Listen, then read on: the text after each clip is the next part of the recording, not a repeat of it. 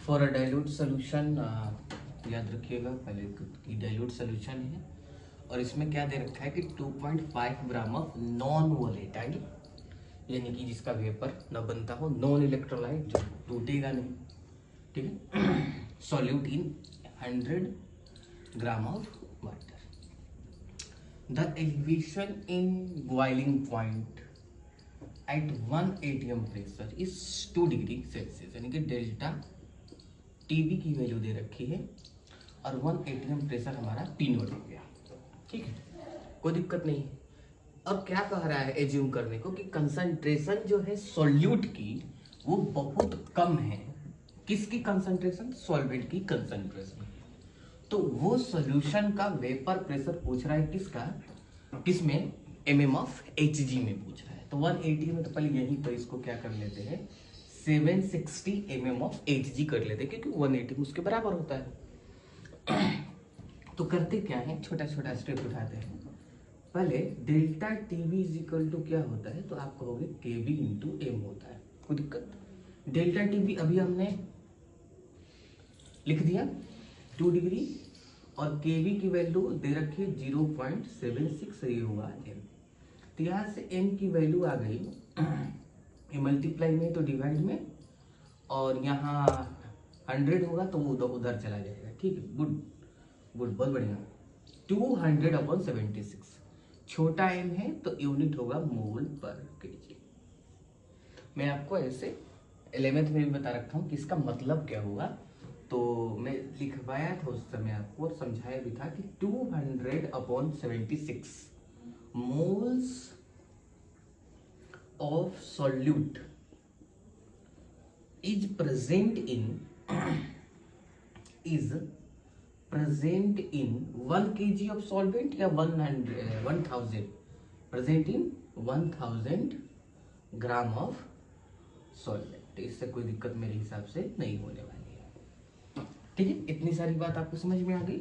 अगला देखिएगा बात मैं क्या लिखने वाला हूँ कि ये फॉर्मूला में बता रखा हूँ P is equal to P naught X solvent. आपको भी हाँ बिल्कुल RLBP में बता रखा,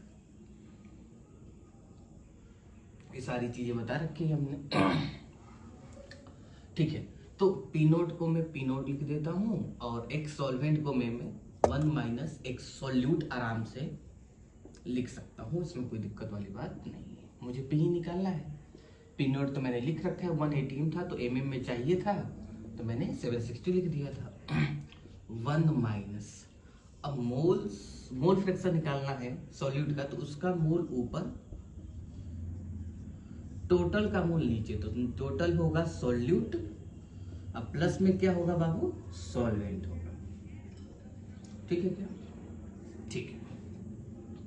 P इज इक्वल टू 760, और यदि आप सवाल ध्यान से पढ़े होंगे तो लिखा था कि सॉल्यूट की जो कंसंट्रेशन है बहुत कम है, किससे, सॉल्वेंट से, तो डिनोमिनेटर वाले भाग को अब हम क्या कर देंगे बाबू, इग्नोर कर सकते हैं। तो बच गया n solute upon n solvent, ठीक है। तो is equal to 760, 1 minus moles of solute 200/76।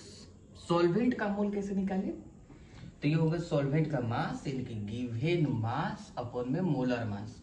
Molar mass कौन है बाबू, किसमें डाल रहे हैं बाबू, पानी में, तो पानी का मोलर मास कितना हो गया बाबू, 18 हो गया। तो नीचे लिखने वाले हैं हम लोग 1000/80, इसका कैलकुलेशन तो सबको याद होगा, 55 पॉइंट समथिंग होता है इसका नीचे वाले का। और यदि आप इसे सॉल्व करेंगे यहां से, इसीलिए P इज इक्वल टू 724 होता है। अरे बात समझ में, मैंने कुछ नहीं किया, डेल्टा टीवी का फॉर्मूला लगाया, उसका मतलब निकाल लिया, छोटा एम का मतलब क्या होता है, और ये हमने फॉर्मूला बता रखा था, P is equal to P naught X solvent. तो P इज इक्वल टू क्या होगा, P naught 1 minus X solute, जिसका मोल फ्रैक्शन निकालना होता है उसका मोल ऊपर, टोटल का मोल नीचे। हमने इग्नोर क्यों किया, क्योंकि सवाल में लिख रखा है कि सॉल्यूट की कंसंट्रेशन बहुत कम है, किसकी अपेक्षा, तो बाबू सॉल्वेंट की अपेक्षा। अरे बात समझ में, और हमने वैल्यू पुट किया और आंसर आप जरूर चेक करके P इज इक्वल टू कितना होगा, 724।